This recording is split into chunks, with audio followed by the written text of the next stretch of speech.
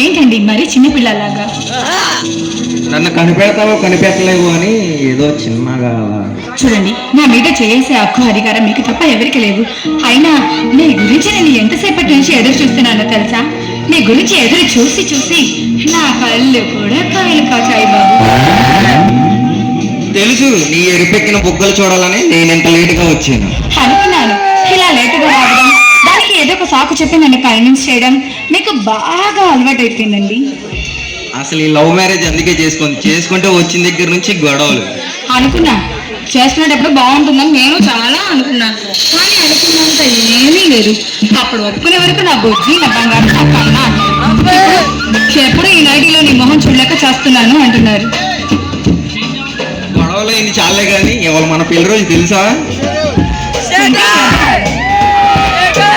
ఇవాళ నీకు నేను 3 మూళ్ళు వేసిన రోజు గుర్తుందా? గారు తమరికి అసలు గుర్తుంటే కదా ఎప్పుడో వచ్చేవాళ్ళు. గుర్తులేదు కాబట్టి ఇలా లేటుగా వచ్చి ఆ సాకు ఈ సాకు చెప్తున్నారు అంతే. గుర్తుంది, అందుకే రూమ్ లో హల్వా మల్లెపూలు రెడీ చేశాను. అనుకున్నాను ఏ రోజైనా ఖాళీ చేతంతో ఇంటికి వచ్చారు తమరు.